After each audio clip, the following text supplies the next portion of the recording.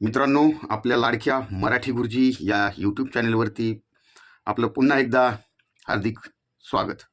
आज आपण अक्षर भारती मराठी इयत्ता 9वी या पाठ्यपुस्तकातील 12वी कविता, ज्या कवितेचं नाव आहे पुन्हा एकदा. प्रतिमा इंगोले यांनी लिहिलेली ही कविता. आज आपण या कवितेचा भावार्थ जाणून घेणार आहोत. कवितेच्या रचयित्या प्रतिमा इंगोले यांचा जन्म 1953. या एक ग्रामीण कथाकार आहेत, कवयित्री म्हणून ओळखल्या जातात. त्यांचं हजारी बेलपान, अक्षिदीचे दाणे, सुगरणचा खोपा, जावयाचं पोर इत्यादी कथासंग्रह प्रसिद्ध आहेत. आणि त्यांचा भुलाई हा कविता संग्रह, त्याचबरोबर बुढाई ही कादंबरी प्रसिद्ध आहे.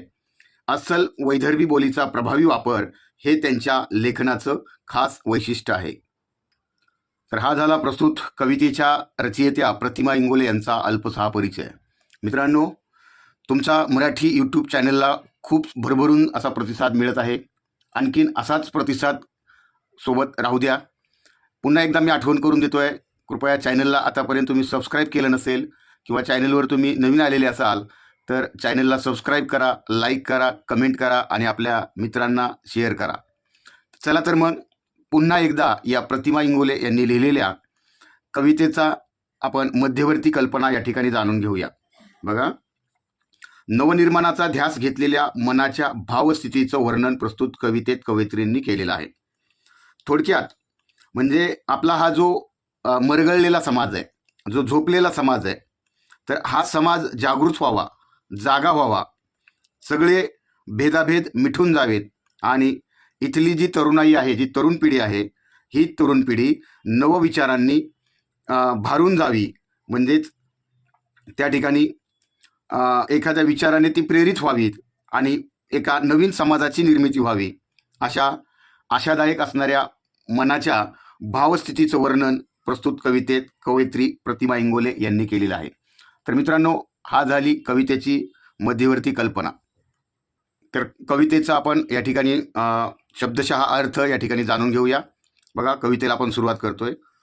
पुन्हा एकदा चमकावी वीज, उतरावी खाली, भिनावी रक्तात, पेटावे स्नायू, करीत पुकार पुन्हा एक वार. तर प्रस्तुत कवितेमध्ये कवींनी नवविचारांचा समाज निर्माण व्हावा, नवीन विचारांचा समाज निर्माण व्हावा असा ध्यास घेतलेला आहे.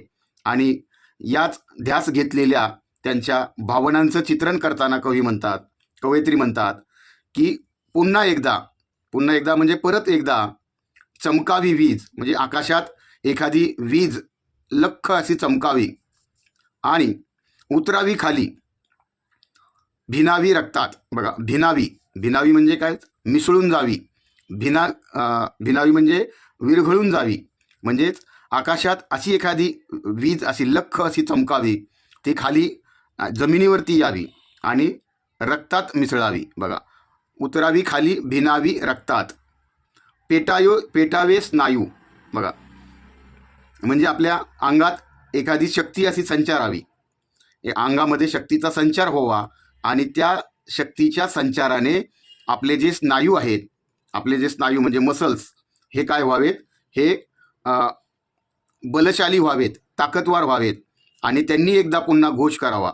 करीत पुकार म्हणजे जल्लोष, पुकार म्हणजे घोष, पुन्हा एक वार आणि पुन्हा एकदा असं घडावं, असं कवयित्री या ठिकाणी पहिल्या कडव्यामध्ये म्हणतायत. आता दुसऱ्या कडव्यामध्ये बघा, पुन्हा एकदा घालीत पिंगा, पावसाच्या सरी व्हाव्यात बेभान. म्हणजेच पुन्हा एकदा, परत एकदा, घालीत पिंगा. बघा, पिंगा घालणे म्हणजेच असं गोल गोल फिरणे. तर परत एकदा म्हणजेच पुन्हा एकदा, फेर धरत, गोल गोल फिरत, पावसाच्या सरी व्हाव्यात बेभान. बघा, बेभान म्हणजे भान नसणे है ना, किंवा धुंद होणे. तर पुन्हा एकदा पिंगा घालीत म्हणजे गोल गोल पावसाच्या सरी, अशा पिंगा घालीत पावसाच्या सरी बेभान होऊन म्हणजे स्वतःला विसरून जाऊन त्या खाली कोसळाव्या म्हणजेच पडाव्या खाली. आणि काय व्हावं, मातीत माती व्हावी एक. म्हणजेच या ठिकाणी सगळे जे भेदाभेद आहेत, भेदाभेद म्हणजे फरक आहे, तर फरक कुठले म्हणा, है ना, जातींमधले फरक, धर्मांमधले फरक, है ना, असा श्रीमंत गरीबमधला फरक, त्यानंतर रंगांमधला भेद, काळा गोरा, अशा प्रकारचे जे भेद आहेत समाजामध्ये, म्हणजे हे सगळे भेदाभेद मातीत माती व्हावी एक, पुसून टाकीत भेदाभेद. भेदाभेद म्हणजे फरक. तर या पावसाच्या सरी जोरदार अशा पिंगा घालीत सरी खाली कोसळाव्यात, पायाखालची मातीत माती मिसळून जावी, म्हणजेच मातीत माती एक व्हावी. म्हणजे हा जो समाज अनेक कारणाने विभागला गेलेला आहे, आणि हा समाज है ना, जो जातीभेद, धर्मभेद, वर्णभेद हे सगळे नष्ट व्हावेत, आणि फक्त सगळी माणसं म्हणून एकत्र यावीत. म्हणजे फक्त या समाजामध्ये माणुसकी शिल्लक राहावी, मानवता शिल्लक राहावी, असा है ना उदात्त असा विचार यावेळेस या ठिकाणी कवयित्री प्रतिमा इंगोले यांनी व्यक्त केलेला आहे. आणि पुन्हा एक वेळ म्हणजे पुन्हा एक वेळ, पुन्हा एकदा असं व्हावं. बघा आता शेवटचं कडू आहे. पुन्हा एकदा घुमावा वारा. घुमावा म्हणजेच है ना, वारा असा गिरक्या घेत गोल गोल फिरत फिरत वारा असा फिरत फिरत येणे. युवक इथला भारला जावा. युवक म्हणजे जे तरुण है ना, यूथ. तर युवक इथला भारला जावा. भारला जावा म्हणजेच त्याच्यावरती चांगल्या विचारांचा पगडा व्हावा, तो भारी, चांगल्या विचाराने तो भारित व्हावा. भुलावी तहान विसरावी भूक. म्हणजे त्यानं है ना तहान भूक सगळं काही विसरावं. बघा, म्हणजे पुन्हा एकदा घुमावा वारा. म्हणजे कुठला वारा? सृजनाचा वारा, नवनिर्माणाचा वारा या ठिकाणी घुमावा. म्हणजे तो वारा सर्वत्र फिरावा, आणि इथला जो तरुण आहे, या तरुणांची जी मनं आहेत ती मनं या भारली जावीत. म्हणजे त्यांच्यावरती चांगल्या विचारांचा पगडा व्हावा, ते चांगल्या विचाराने भारीत व्हावेत. त्यांनी तहानभूक सगळं काही विसरावं, आणि त्यांना कशाची चाहूल लागावी. चाहूल म्हणजेच चाहूल लागणे म्हणजे अंदाज येणे. बघा, नवनिर्माणाची लागावी चाहूल. चाहूल म्हणजे अंदाज, आणि नवनिर्माण म्हणजेच नवीन निर्मिती. नवनिर्माणाची लागावी चाहूल. उजळावी भूमी. उजळावी म्हणजेच प्रकाशमय व्हावी. भूमी म्हणजेच या ठिकाणची ही जमीन, या ठिकाणची ही धरती, ही उजळून निघावी. दिगंतात. दिगंतात म्हणजे अवकाशामध्ये.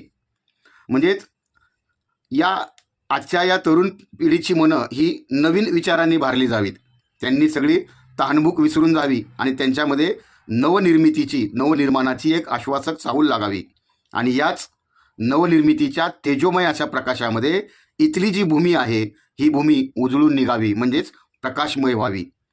तिची दिव्य प्रभा आकाशामध्ये पसरावी, आणि आपली ही जी भारत भूमी आहे ही भारतभूमी जगामध्ये, विश्वामध्ये एक आदर्शवत भूमी म्हणून दिसावी. म्हणजेच या ठिकाणी नवीन विचारांच्या मानवतावादी समाजाची या धर्तीवर निर्मिती व्हावी, असा एक विचार व्यक्त केलेला आहे. पुन्हा एकदा. बघा, म्हणजेच बघा, अतिशय साध्या, सोप्या आणि सरळ शब्दांमध्ये प्रतिमा इंगोले यांनी प्रस्तुत पुन्हा एकदा या कवितेमध्ये हा जो आपला मरगळलेला समाज आहे, जो झोपी गेलेला समाज आहे, किंवा समाजामध्ये असणारे हे जे जातीभेद आहे, धर्मभेद आहे, वर्णभेद आहेत, हे सगळे भेदाभेद मिटून जावे, आणि इथली असणारी जी तरुण पिढी आहे ही नवविचाराने प्रेरित व्हावी, आणि एका नवीन समाजाची निर्मिती व्हावी, अशा त्यांच्या मनातील असणाऱ्या आशादायक स्थितीचं आणि मनाच्या भावस्थितीचं वर्णन किंवा चित्रण अतिशय ओजस्वी अशा शब्दांमध्ये कवयित्रींनी या ठिकाणी केलेलं आहे. तर मित्रांनो, ही झाली कवितेची स्पष्टीकरण आणि मध्यवर्ती कल्पना आपण या ठिकाणी शब्दशः पाहिली. मित्रांनो, परत एकदा आठवण करून देतो, चॅनलला आणखीन सबस्क्राईब केलं नसेल, लाईक करा, सबस्क्राईब करा, कमेंट करा, आणि आपल्या मित्रांना शेअर करा, आणि असाच तुमचा जो वाढता प्रतिसाद आहे असाच राहू द्या. धन्यवाद.